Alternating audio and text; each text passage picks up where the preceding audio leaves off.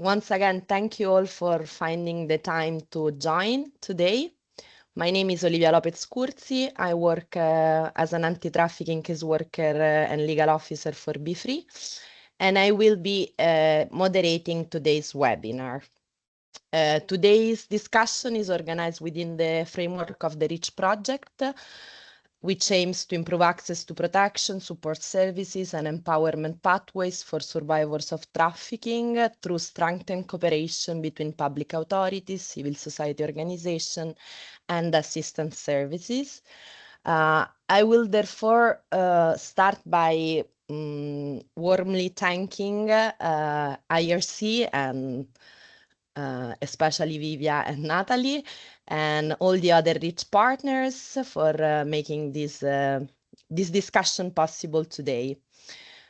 I will not take any more time. I will just introduce the speakers who will be joining today. We will have Francesca De Masi, President of BeFree and Coordinator of its Anti-Trafficking Unit. Will provide an overview of the Italian anti-trafficking system, discussing its structure, key strengths, good practices, as well as some of its current challenges and limitations.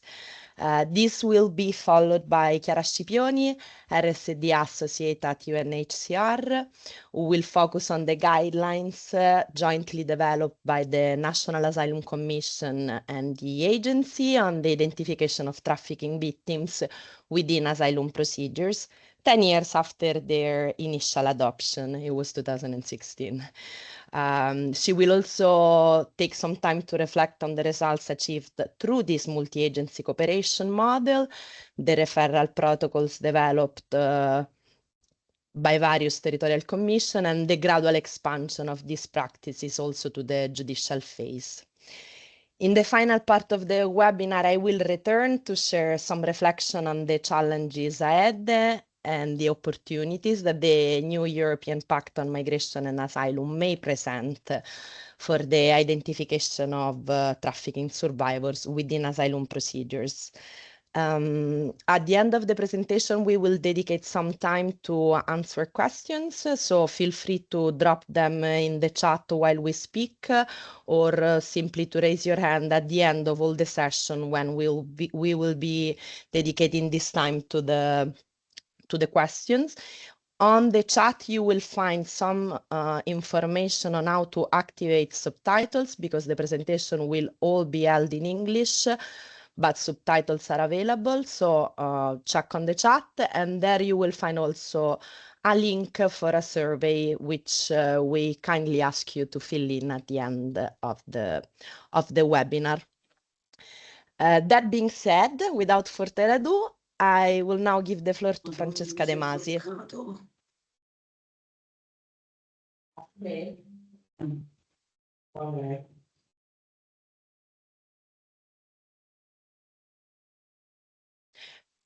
Francesca, I will share the PPT while you fix everything that is going on, right?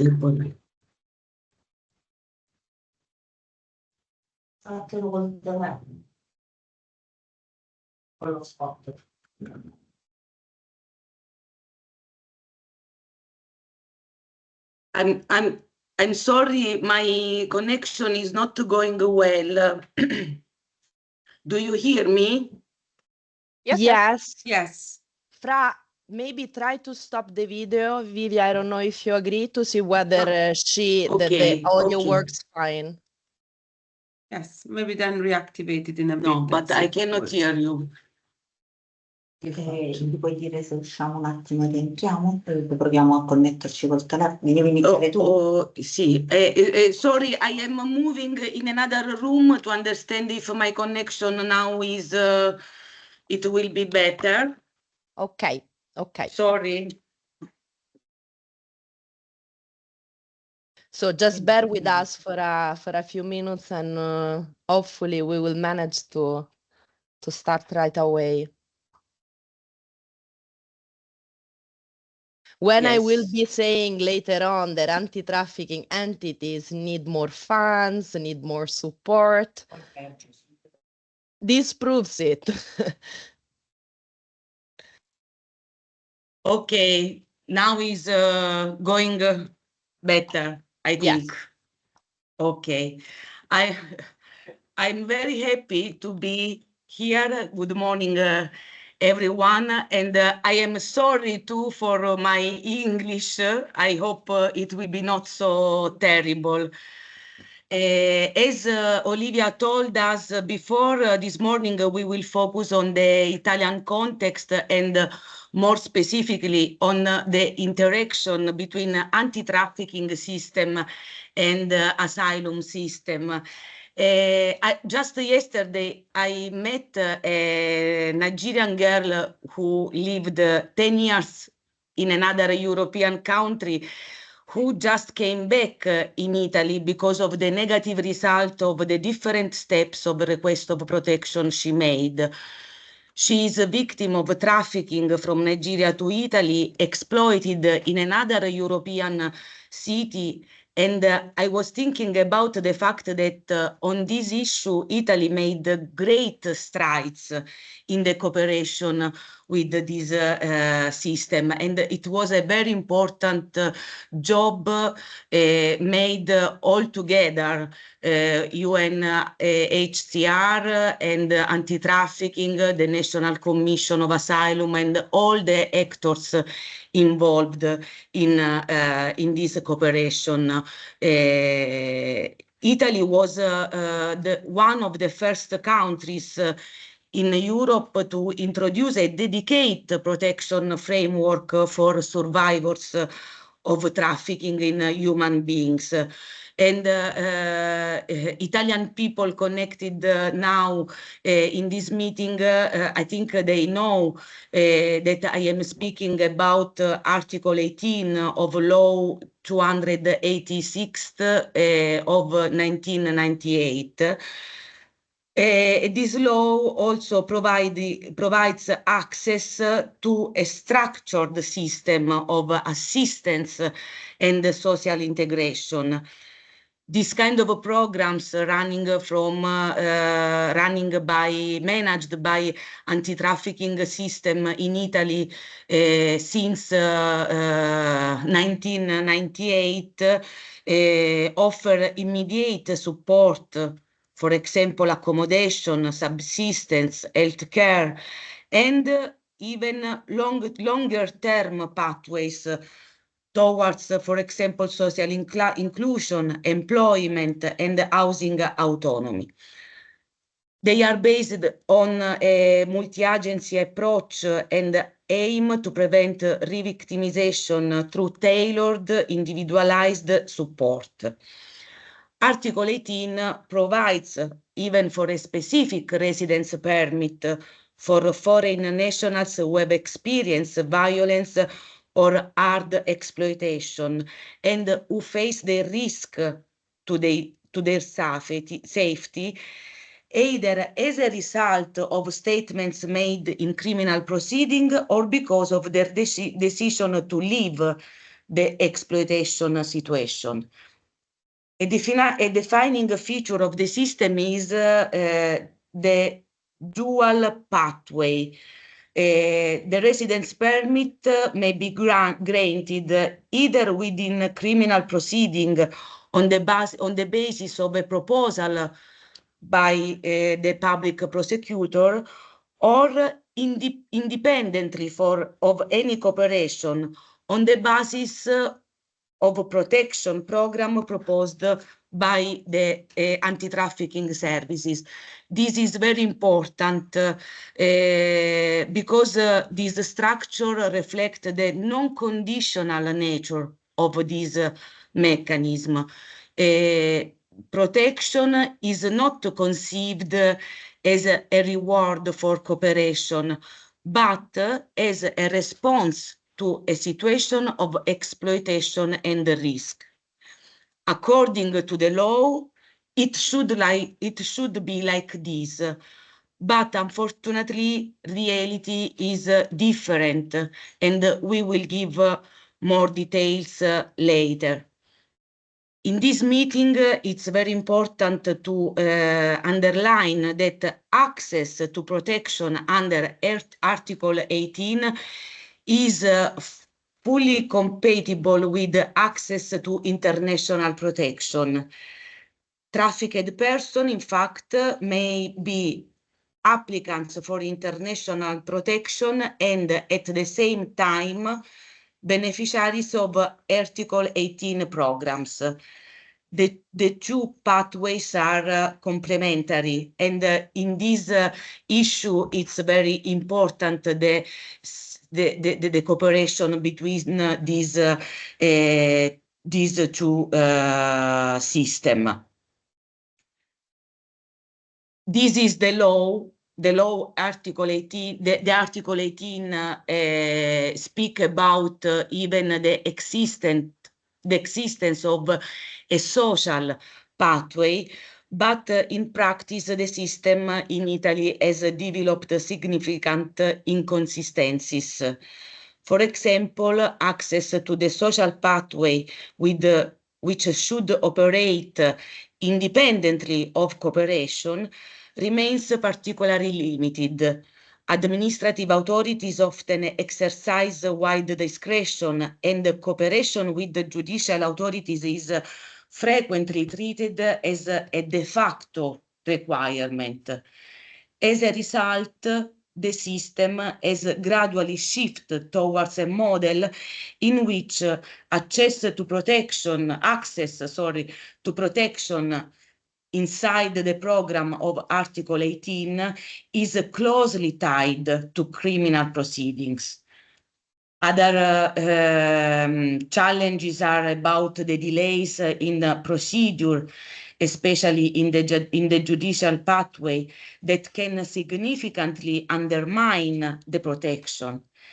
At the same time, the interpretation of key legal criteria, such as violence, exploitation, and the existence of a concrete, serious, and current risk, has proven difficult, often leading to restrictive approach that do not reflect situation of structural vulnerability and dependency. Overall, these dynamics have weakened the social protection dimension of Article 18, which remains underused in practice, with individuals increasingly relying on other forms of regularization, particularly the international protection. The specific effort to connect the anti-trafficking system and the asylum system will be explored by Chiara better than I can do.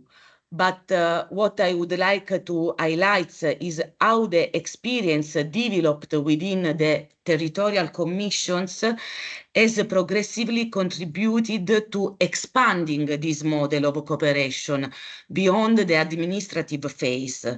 It has supported the adoption of protocols also at the level of the second instance, what we name appeal. In the moment of the appeal, when commission give negative result about the protection. Furthermore, and this is very important in my opinion, these good practices of cooperation between anti-trafficking system and the commission, the territorial commission, have also spread to the fight against gender violence, with referrals also to anti-violence centers. It's very important that all actors involved are aware of the intersectionality of oppressions and vulnerabilities.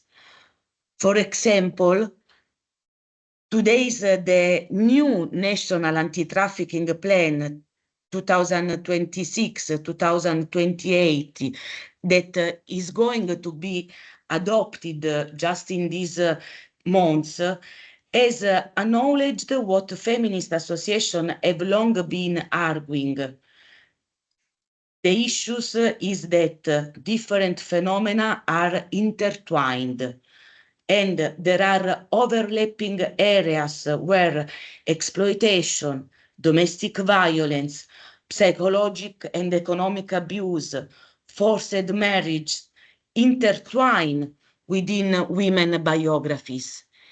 In this context, sexual exploitation emerged as one of the most pervasive forms of gender-based violence, overwhelmingly affecting women and girls. And these words come from the national plan. It's not me, I swear. So it's very important that the new anti-trafficking plan is speaking about the fact that perhaps the old categories in which we put the people, they are not useful anymore, or they need to be put inside a more in a major complexity, okay, of the situation. The interaction between systems is no longer limited to referral as a procedural step, but is gradually evolving into more structured and institutionalized form of cooperation. With Olivia, we can give some details about even the transformation of this cooperation, and some of these activities involved Be Free in a direct way. For example, in these years, a dedicated contribution has been provided with the involvement of Be Free as external consultant to the European Union Agency for Asylum, to the development of the 2 sub-modules of the new training on trafficking, focusing respectively on identification and non-punishment. This work was completed in 2024, while the overall training is expected to be finalized by autumn 2026. Another example that we can give about the cooperation and about the effort of the different actors involved is, for example, at the national level, through system-wide initiative coordinated by the Department for Equal Opportunities. For example, Be Free is inside the regional framework of the regional anti-trafficking plan with other 9 associations, and we have an initiative named Astra, aimed at strengthening multi-agency referral systems and territorial coordination, and work inside this system action. Astra is currently ongoing on the development of standard operating procedures with immigration office, with questure in 9 regional area involved in Astra action. This work builds on shared recognition among the actors involved, and it's about even the persistent challenges affecting the implementation of Article 18, including procedural bottlenecks, delays, significant variation in practices across different territories. 7 seminars were organized in each regional area covered by the projects, and different meetings between different actors involved in the fight against the trafficking. Their aim was, on the one hand, to promote joint training for local police headquarters staff and anti-trafficking organization, And as I told you before, on the other hand, to strengthen the coordination between the two entities with a view to a collaboration and cooperation that promotes effective access for victims of trafficking.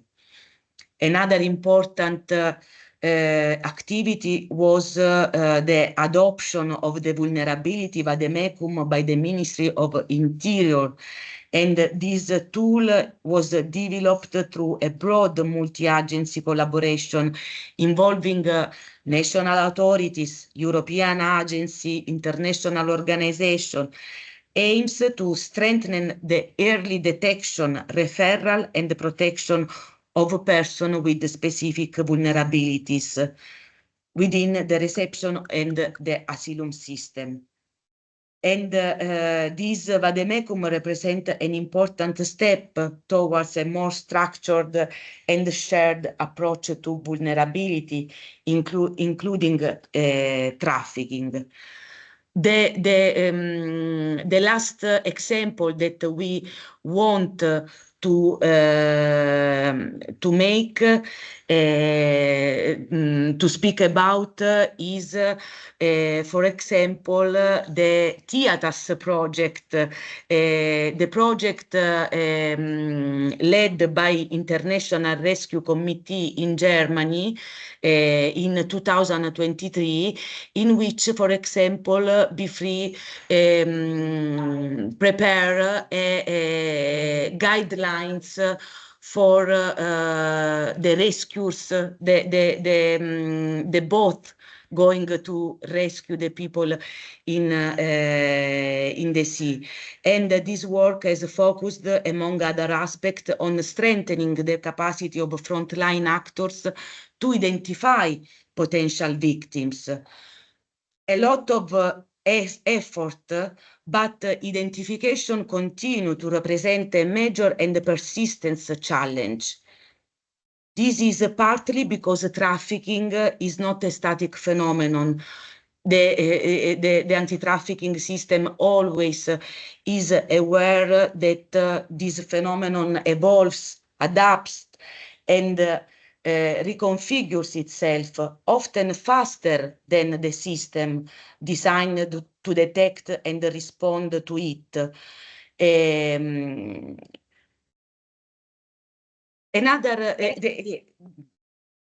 Sorry, do you hear me? Because I Yes, hear yes, some we can hear noise. you. Okay. Sorry. I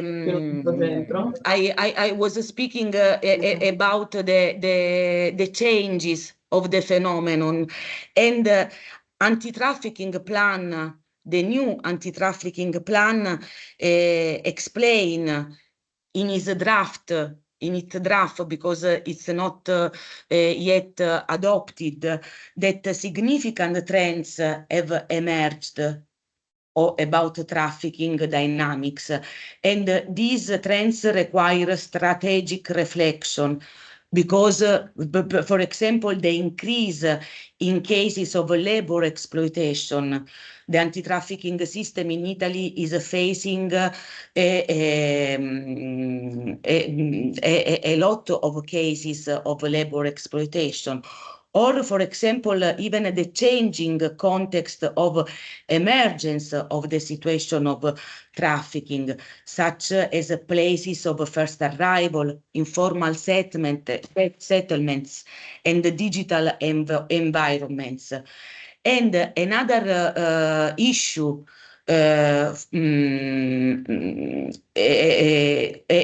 about the progressive invisibilization of sexual exploitation, which over time has increasingly shifted from public spaces, from the streets, to indoor places and online context.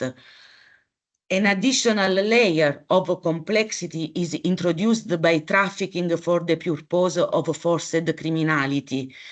This is a very important issue for anti-trafficking system, because it allows us to speak about the importance of the principle of non-punishment of the victim of the trafficking. The trafficking for the purpose of forced criminality take different form.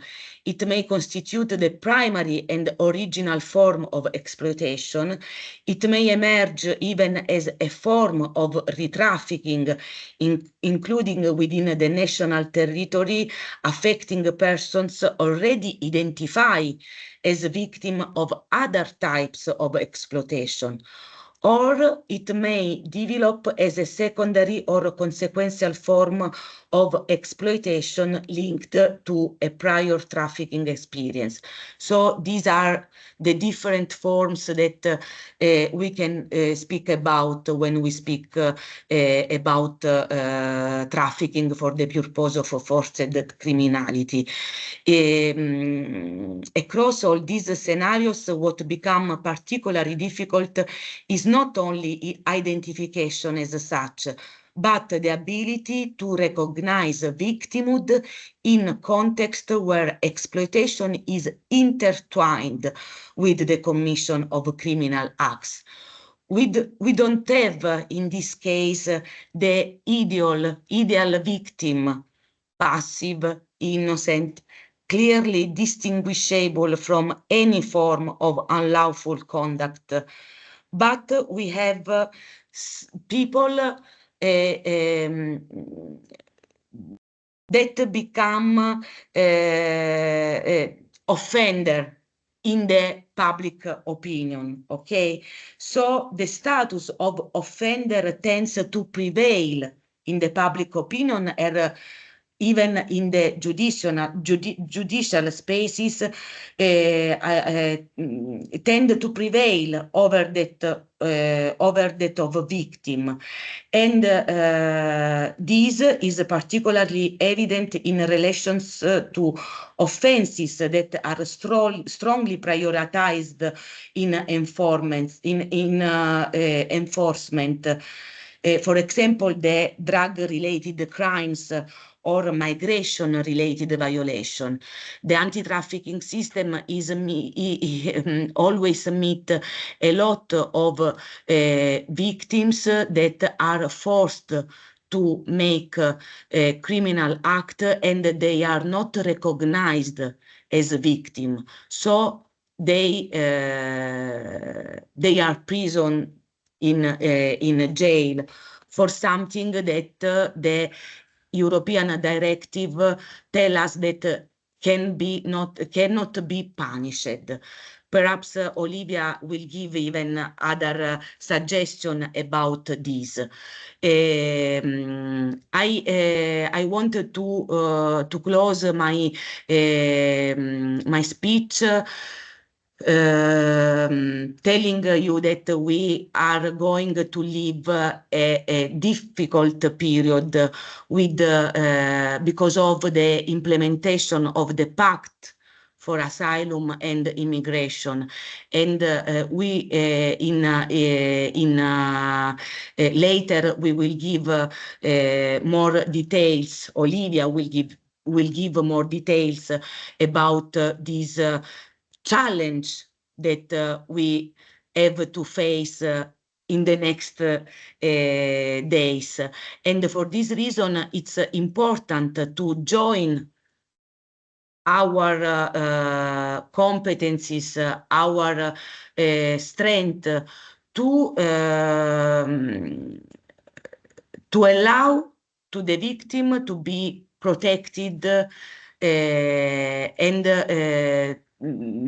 to begin a new life free from exploitation, free from violence, and able to have an happy life.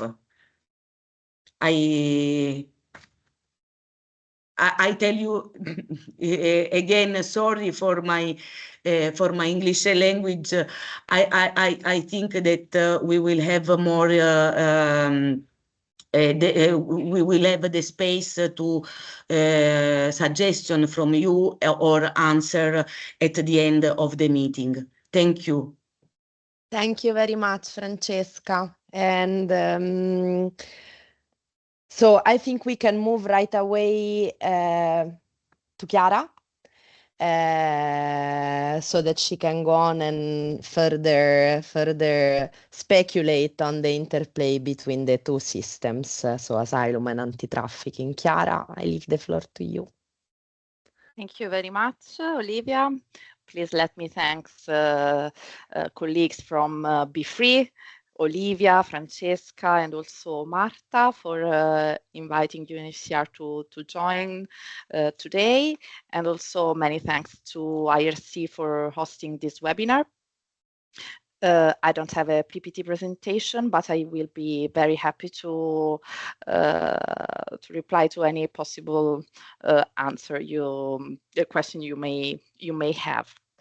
Let me say that even if UNHCR doesn't have a general mandate on human trafficking, but rather a responsibility toward asylum seekers, refugees, stateless persons, and internally displaced persons, UNHCR has a clear area of responsibility in the field of trafficking. And this area of responsibility derives from the guidelines on international protection number 7 of 26 concerning the application of Article 1 of the Geneva Convention to victims of trafficking and persons at risk of trafficking.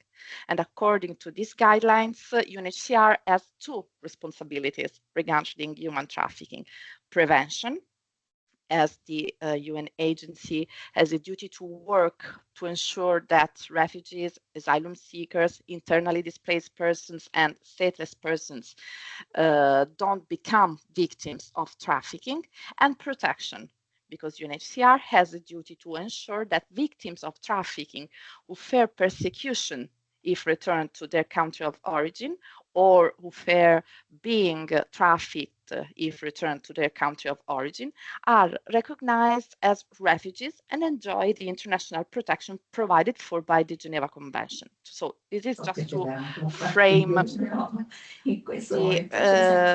sorry, can you all check whether your mics are muted, because we are hearing someone? Sorry, Chiara. No problem at all. So this is just to frame the area of responsibility of the UN agency for refugees.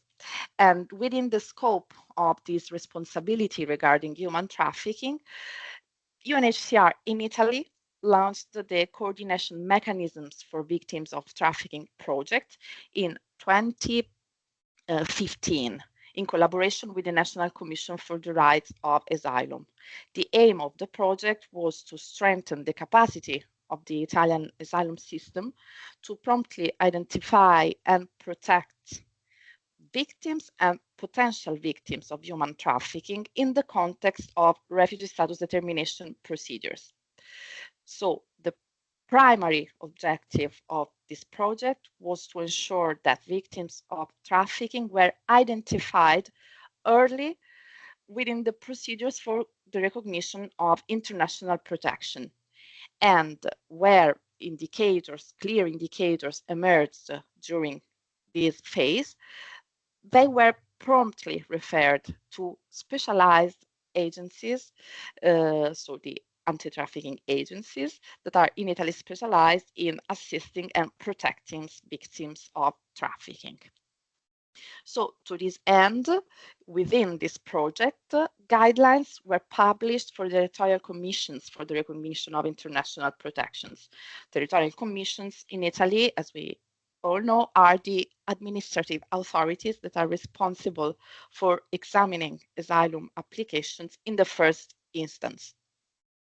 So these guidelines that I can share maybe in the chat in the English edition represent a fundamental operational tool to support the territorial commission's officials in identifying indicators of trafficking and also in the proper management of cases involving potential victims of trafficking that are undergoing an asylum procedure.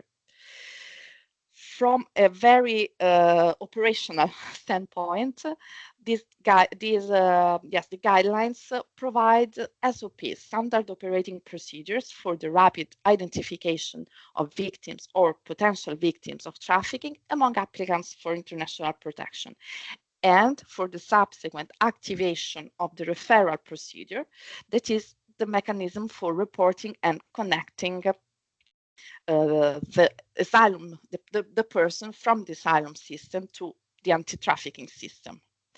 So the referral procedure constitutes for sure the central core of the guidelines and represents the main tool introduced to give a very concrete and operational implementation to the obligation of early identification, because the mechanism provides for facilitating the contact for the asylum seeker with the anti-trafficking agencies that are in Italy, the entities responsible for the implementation of the protection for identification, assistance, and social integration that Francesca has clearly explained and mentioned before me.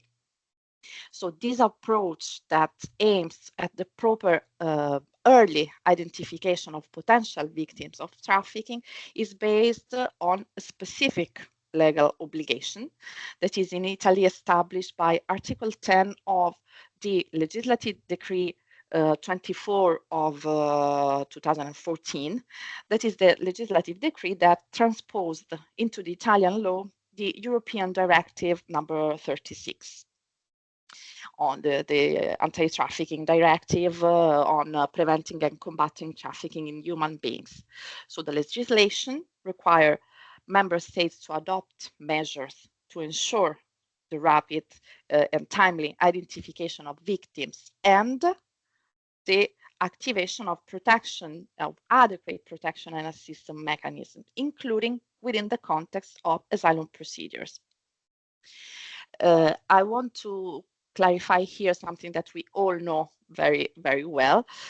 Timely assistance to timely access to assistance and support measures for all victims of trafficking, whether potential or actual formally identified victims of trafficking, without discrimination based on nationality, legal status, or on the location where the exploitation occurred, constitutes a substantial and concrete protection mechanism. So identification must be considered an effective protection mechanisms.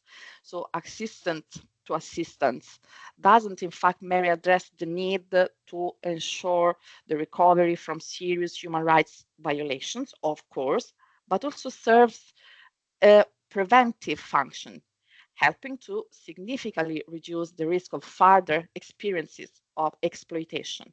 So being identified and referred to competent anti-trafficking agencies is a concrete protection mechanism, not only the super important and core access to recovery from the possible exploitation already suffered, but also a concrete protection mechanism. And this is also recognized by the case law of the European Court of Human Rights that underline that the positive obligation for states to adopt operational protection measures arise not only in the presence of a violation that has already occurred, but also when there is a real and immediate risk that a person may become a victim of trafficking or exploitation. I have in my mind, for example, the case of Ranstev against Cyprus and Russia. So from this perspective, protection assumes a proactive and structural role aimed at breaking the cycle of trafficking and preventing its recurrence. So in Italy. The link between the anti-trafficking system and asylum procedures, as provided for in the guidelines that UNHCR developed together with the National Commission for the Right to Asylum, allows the two procedures, so the asylum procedure and the protection pathways dedicated to survivors or persons at risk of trafficking, to proceed in parallel. So the person doesn't have to opt from one or another. The pathways can proceed in parallel, and this is an aspect positively distinguishing Italy's response to human trafficking. To this end, the provision contained in the former anti-trafficking directive and reinforced by the directive that I guess Olivia will explain in more details, is fundamental, because member states, according also to the new directive, shall, so it's an obligation, ensure that victims of trafficking may exercise the right to apply for international protection or an equivalent national status, even when the victim receives assistance, support, and protection as a presumed or identified victim of trafficking human beings.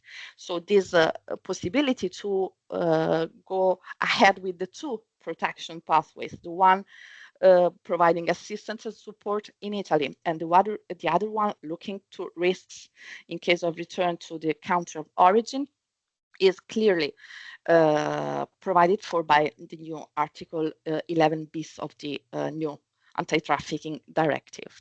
So, in practical terms, according to the operational procedures currently implemented daily in Italy, if during the interview of the asylum seeker before the territorial commission, the interviewer, the official that is conducting the interview, detects some indicators of trafficking, the interviewer informs the asylum seeker of the possibility of being put in contact with specialized staff within the anti-trafficking system. In doing so, the RSD, Refugee Status Determination interviewer, the asylum interviewer, ensures that the asylum seeker receives clear, detailed, and comprehensive information from the competent authority regarding the rights of a potential victim of trafficking, putting in contact with the anti-trafficking entity, but also ensures that the asylum seeker receives qualified and specialized support and can have access to a process of protection, assistance, and if still in danger in Italy, escape from the situation of exploitation. So if, after having received adequate and understandable information, the person consents to meet with the anti-trafficking agency, the territorial commission officer facilitates the referral. So this means that, subject to the informed consent of the person concerned, the commission itself puts the asylum seekers in contact with the competent anti-trafficking agency.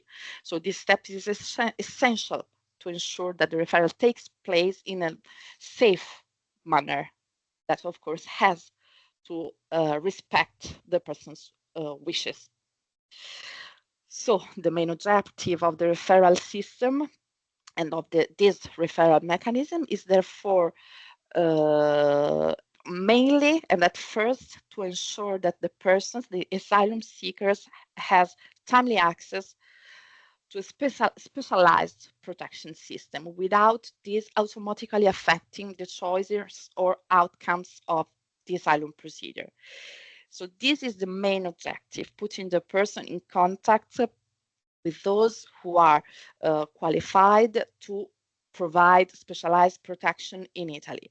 However, of course, it is also important to emphasize that the initiation, the activation of the referral may in some cases also be relevant within the context of the international protection procedure, in the context of the assessment of possible international protection needs. In particular, for example, if during the interview it becomes evident, for example, that the person has clear difficulties in sharing their experience in a coherent, detailed, or complete manner, that is something that is somehow expected in an asylum interview, or for example, if there are elements suggesting a particular vulnerability that cannot be fully explored within the context of the personal interview. So in these cases, of course, the Territorial Commission may consider suspending the assessment of the asylum application and to request to the anti-trafficking entity to submit a supporting report. Of course, the anti-trafficking entity will submit the report only if requested and only, of course, if having the consent of the asylum seeker. So consent is, of course, a central element of all of these two-way procedure. So this report from the anti-trafficking entity is optional, is not automatic, but may for sure in some cases provide useful information for relevant also for the refugee status determination procedure. For example, the identification of additional specific needs or vulnerabilities, or for example, it may also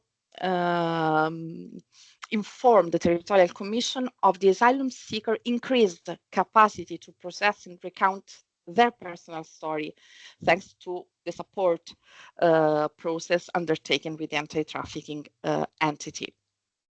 So all these and maybe also other circumstances, if present, may be relevant for the assessment of the asylum application and may, in some cases, as I mentioned, also affect the analysis of the risk in case of return to the country of origin. And consequently, the all assessment of whether the conditions for granting international protection are met. Currently, I want to give you some information about the current implementation of these mechanisms. Currently, to date, 36 memoranda of understanding have been signed and are implemented from territorial commissions and relevant anti-trafficking entities. And these 36 memoranda of understanding defines the coordination procedures and referral mechanisms among the 43 territorial commissions and sections with the respective anti-trafficking protection programs present in each of the geographical areas and locations. And each territorial commission is also equipped by a dedicated focal point for trafficking. So this is another improvement or arrangement introduced by these guidelines.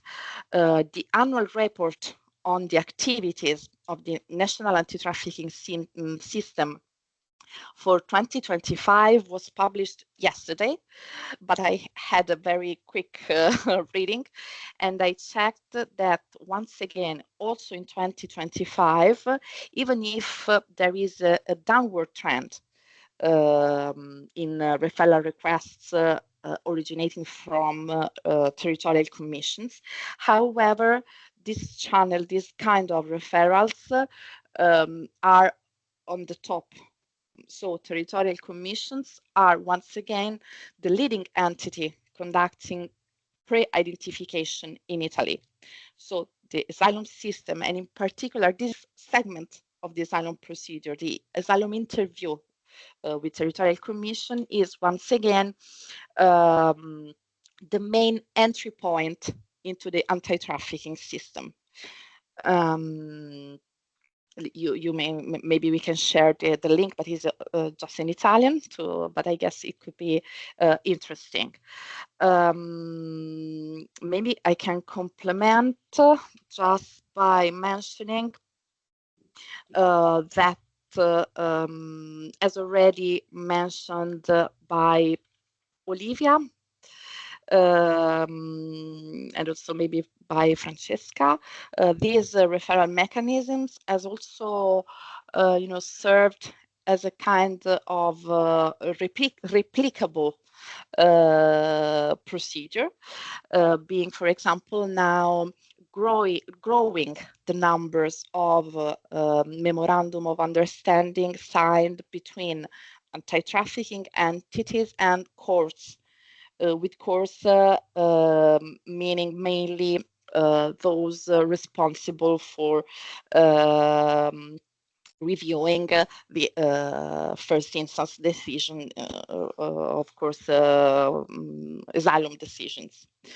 So in conclusion, what I can say, that UNHCR and National Asylum Commission guidelines that were published in 2016 and updated in December 2020 with the co-financing from the European Union's Asylum, Migration and Integration Fund, are fully consistent with what the new trafficking directive requires for member states. So referral mechanisms that include, among other things, cooperation agreements and protocols with the competent asylum authorities to ensure that assistance, support, and protection are provided to victims of trafficking who also require international protection or who wish to seek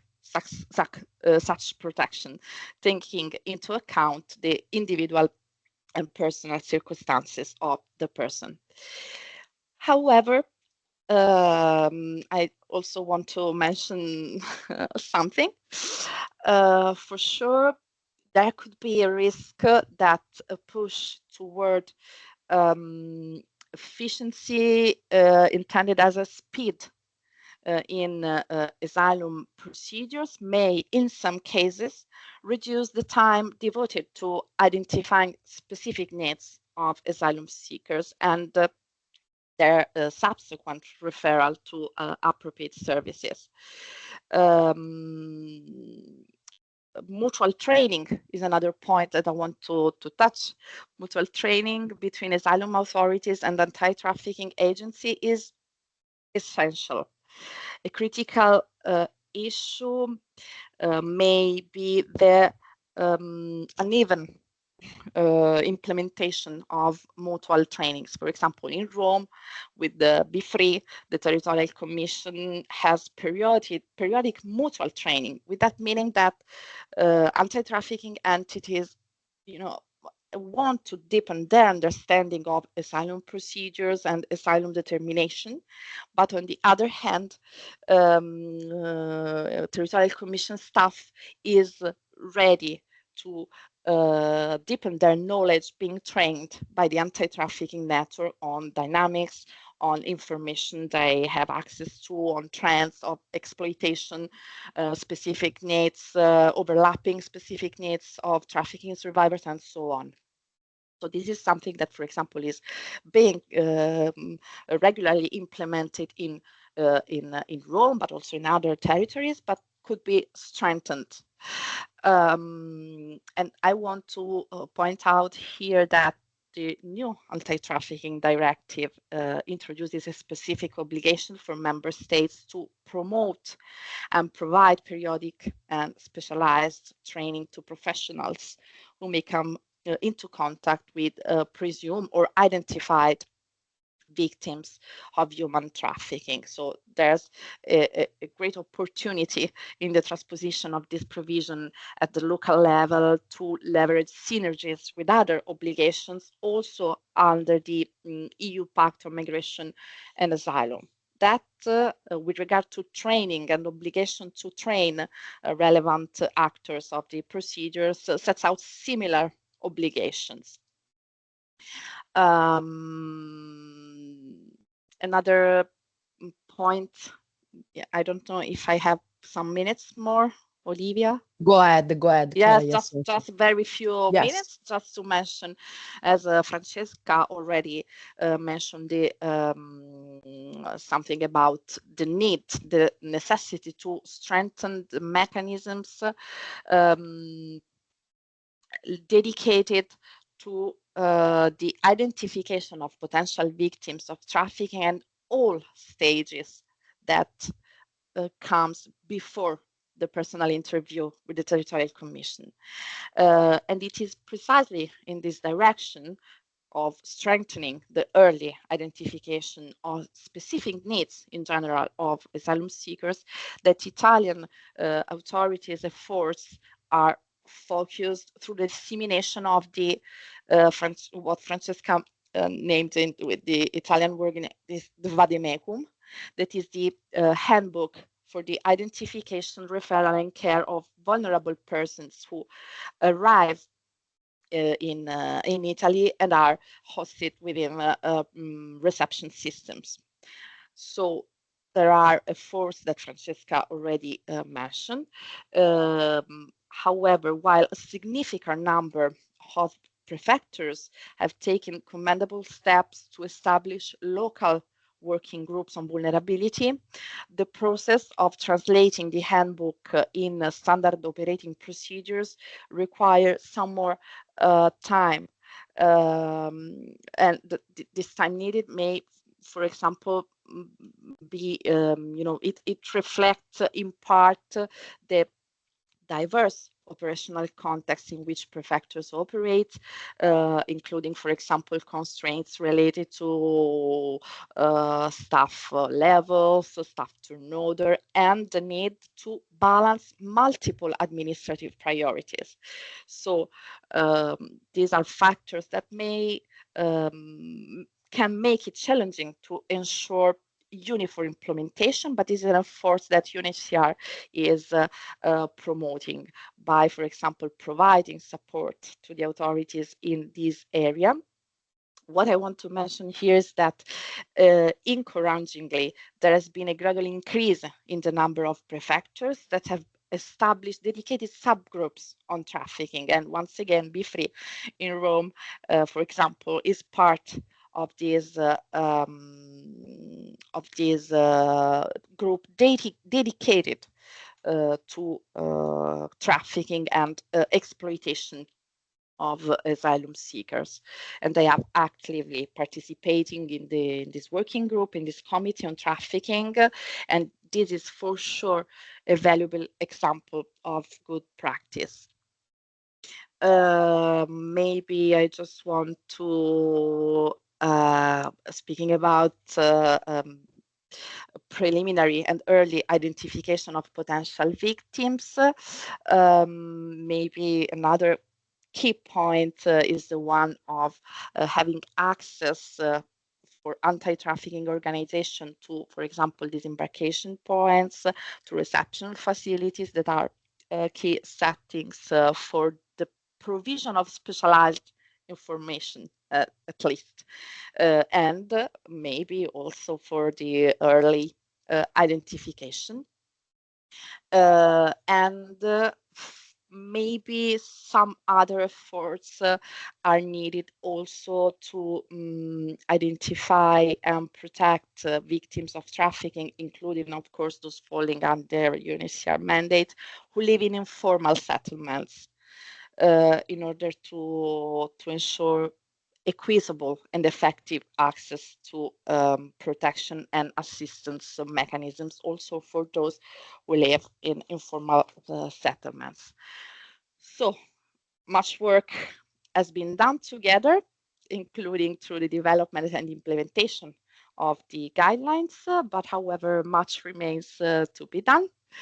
And in this journey, UNHCR is strongly committed to continue the collaboration with anti-trafficking entities in Italy, such as Be Free, that is a qualified partner.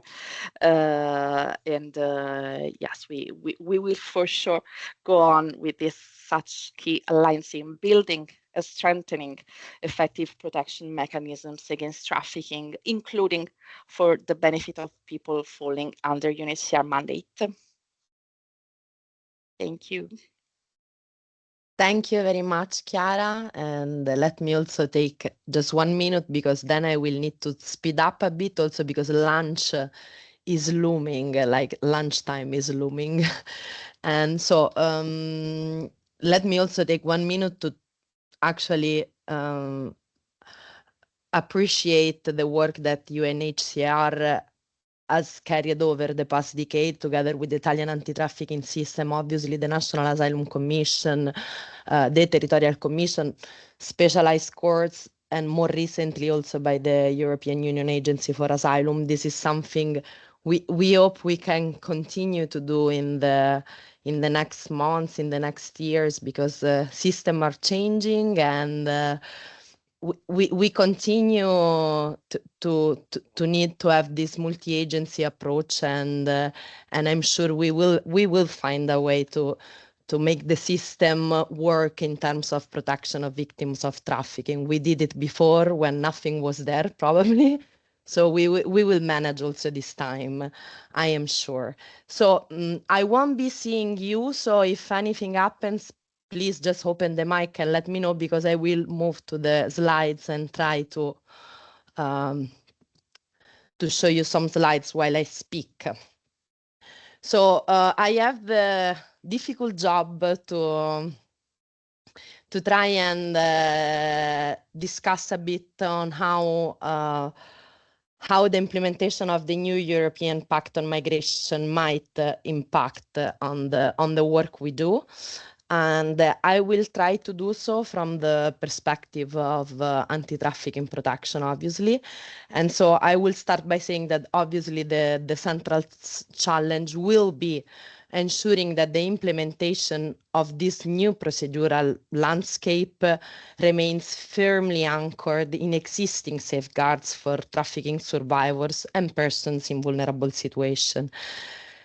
As Chiara was mentioning, in this regard, the revised anti-trafficking directive, which has important limitation as well, which have been repeatedly highlighted by anti-trafficking entities and the organization, still marks a particularly significant development. In fact, for the first time, it explicitly, as Chiara was saying, requires cooperation and complementarity between the two systems, the anti-trafficking and the asylum one, recognizing expressly that victims of trafficking may simultaneously be persons in need of international protection, and that therefore the two systems must operate in a coordinated and mutually reinforcing manner rather than as parallel or even worse, as potentially conflicting system. And in many aspects, Italy already offers important examples, as we were saying, of this approach. Chiara perfectly described how this has how this system of interplay between how this collaboration, how this interplay between the two systems has been built over the years. And the challenge now is just making sure that this approach is not weakened, but rather strengthened during the implementation of the pact. This is particularly important in relation to screening and border procedures. The screening regulation formally recognized that preliminary vulnerability checks must serve to identify persons with special procedural or reception needs and facilitate the subsequent referral to the appropriate procedures and support system. The regulation, the screening regulation expressly, and this is very important, requires member states to involve national authorities responsible for detecting and identifying survivors of trafficking whenever the screening reveals elements which are relevant to trafficking. But, and this is even more important, it also explicitly allows the involvement of anti-trafficking specialized services in vulnerability assessment and guarantees access for organizations providing counseling and support to applicants during screening procedures. So this is something I think we must keep on our mind, because this then it's very important to operationalize these safeguards, no? So they will be meaningful if we are able to translate them into actual operational practice. And it comes to my mind then, obviously, the standard operating procedures that each prefecture is expected to work on within the framework of the vademecum on vulnerabilities could help in operationalizing the presence of anti-trafficking support services within the context of screening and border procedures. So the central issue is how to ensure that screening and border procedure incorporate robust anti-trafficking safeguards and specialize protection expertise from the outset. Which means, I think, continuous physical presence of specialized anti-trafficking organization within the screening and border context, ensuring as well their meaningful involvement in preliminary identification. And so not only that specialized organizations are called upon when indicators... Take the lead. Driving. Is it only me hearing someone screaming on, or is there someone? Okay. Okay, as long as I'm not getting crazy while speaking about the pact, because it can happen.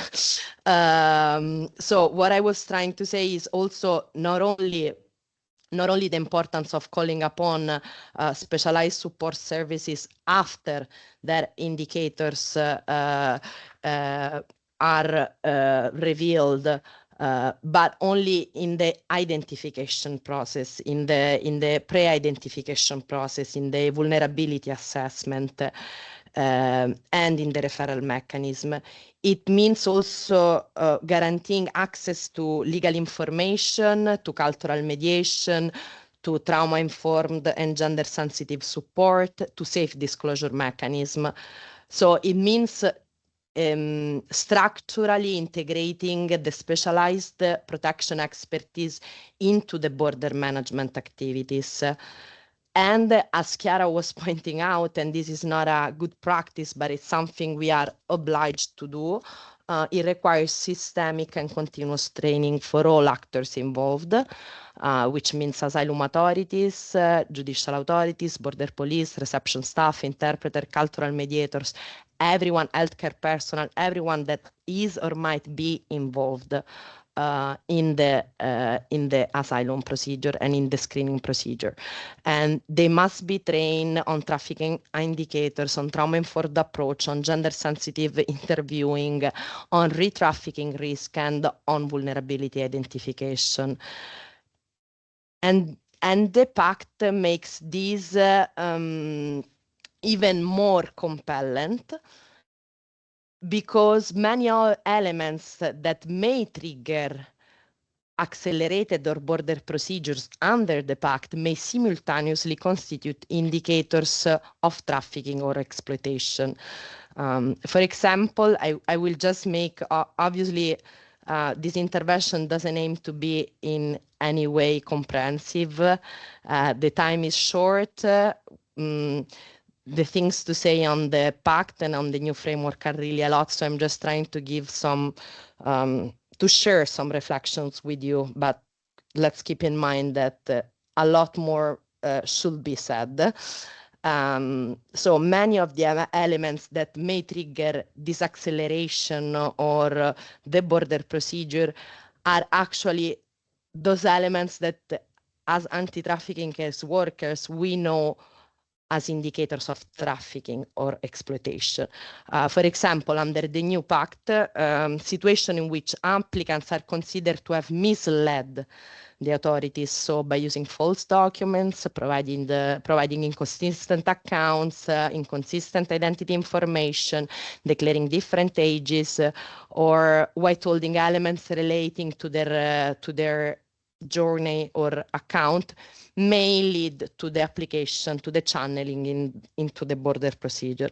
Yet, I'm sure as I was speaking, it came to your mind, but these are actually the same elements which frequently represent strong indicators of exploitation, coercion, trauma, fear, control exercised by someone else, or survival strategy linked to trafficking experiences. So if we interpreted the pact as we must through a vulnerability-centered and anti-trafficking sensitive lens, we do see that these elements speak about the possible existence of trafficking, of severe exploitation, of violence, or of ongoing control by criminal networks. And these also demonstrate why vulnerability identification cannot be, I think I didn't manage to go with, okay, yes, sorry. I skipped some slides, but then I will share them with you. So it's just not to have my face on the spotlight, really. But I will share the slides with you all. So what I was saying is this also makes very clear why identification cannot be reduced to a one-off exercise carried out within the first few days of screening. And we know that because both anti-trafficking and asylum frameworks clearly recognize that identification is a continuous process, an ongoing process. The screening regulation itself explicitly states that the preliminary vulnerability assessment is without prejudice to further assessment to be carried out throughout subsequent asylum and reception procedures. Likewise, the APR, which is the Asylum Procedures Regulation, requires member states to continue the assessment of special procedural needs throughout the entire procedures and to review it whenever vulnerabilities emerge later or circumstances change. And this principle is clearly crucial in trafficking cases because we do know from experience that trafficking often emerge late, that disclosure may require time, trust building, stabilization, the provision of specialized support, the creation of safe conditions for the person. In many occasions, the survivors don't initially recognize themselves as victims, may fear traffickers, may fear authorities, may distrust authorities, or may only progressively understand the exploitation they have endured. Or in other situations as well, trafficking or severe exploitation may happen after the arrival in Europe or in Italy, or even after that the asylum procedure has started. And also retrafficking within the European Union, within the countries of destination is a reality, and anti-trafficking organization know and have flagged it.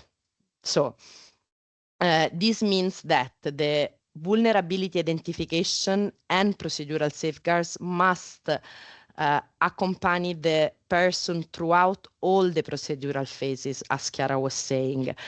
It becomes even more urgent, compelling to do so in the new framework, in the screening, in the admissibility phase, in the examination on the merits of the application, in the reception, in the transfer, and even obviously in return-related procedures.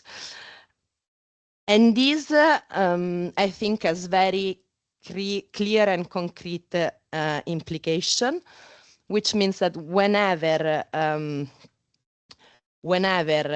trafficking indicators emerge, authorities should carefully reassess the appropriateness of applying accelerated or border procedures, detention-related measures, or inadmissibility concepts such as safe third country or first country of asylum concept, or even inadmissibility linked to late applications after return decisions.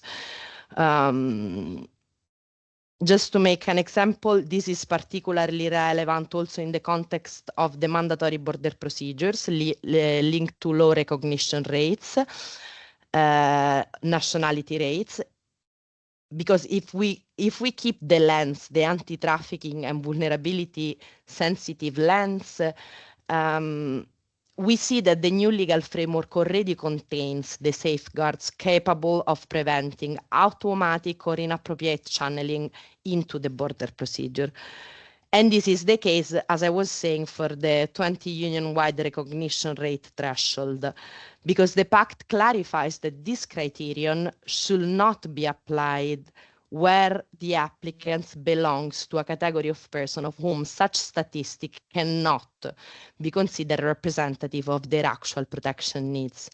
And clearly, if we speak about survivors of trafficking, we speak about protection needs, gender-related risk, exploitation experiences, and risks of re-trafficking that necessarily require an individual assessment and case-by-case assessment that cannot be reduced to nationality-based assumption or statistical averages.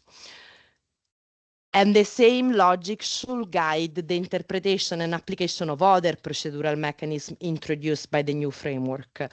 As I was saying, including the inadmissibility assessment, for example, related to the application lodged 7 working days after the adoption of a return decision, as well as the category that we all know better because it was already there, of the subsequent application. Because trafficking indicators, which may emerge only at a later stage, should themselves be understood as a significant new element capable of justifying access to a next nunc examination of the asylum request and to the ordinary procedural guarantees provided under the framework. So it should trigger not accelerated timelines, but rather on a case-by-case basis, the application of procedural safeguards, reception conditions, specialized supports, and everything that is needed to adequately respond to the person's specific needs. And the same logic can be applied to transfers. So I will try to go a little bit faster on this, but I just want to mention it because if we interpret the provisions of the pact consistently with the anti-trafficking obligation that member states have, we do understand that even transfer always require a particularly careful and individualized assessment. And I'm talking about transfers, meaning both the Dublin system transfers or the transfer that might take place within the new framework towards safer countries or first countries of asylum, because this transfer may disrupt the recovery pathway, may interrupt the provision of specialized support, may undermine the trust building process with support organization, and may most importantly expose the person to the risk of re-trafficking in the destination country. And I think it's important to stress once again that the reading of the pact in a way which is which allows member states to actually respect the anti-trafficking obligation they have is not something which we are trying to see and it's not there, because if we think, for example, of the asylum and migration management regulation, which is oversimplifying the regulation which replace the Dublin regulation, but which has a more comprehensive approach to migration and not only to the competence on the examination of asylum application. The only exception which the IMMR regulation contains concerning the consequences of non-compliance relates to trafficking survivors, which means that Article 18, paragraph 3 of the Asylum Migration Management Regulation provides that the withdrawal of material condition of reception which are applicable when an applicant is present in a member state other than the one responsible for examining its application, should not apply where the competent authorities have reasonable grounds to believe that the person may have been subjected to trafficking-related offenses. So this confirms that anti-trafficking safeguards are not external to the new Pact on Migration and Asylum, but are already embedded within its legal framework and require a protection and vulnerability sensitive interpretation in practice. 1 minute just to close. What I think this means from the Italian perspective, it means that a strengthening of the anti-trafficking system is needed, is urgently needed. Safe shelters and specialized accommodation should be increased. Sustainable funding and staffing for anti-trafficking entities should be provided. And reinforcing long-term inclusion and autonomy pathways for survivors should be an immediate goal.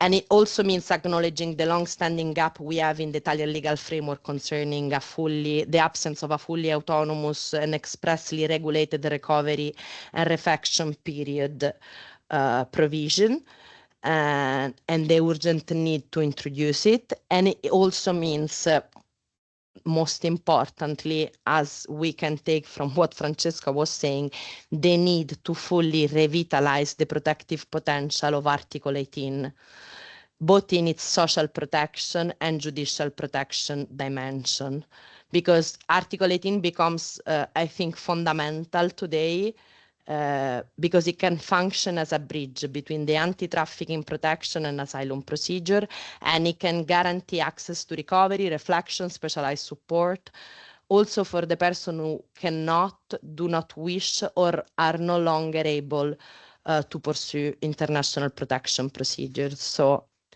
I think we all have a lot of work to do, but I think we can manage.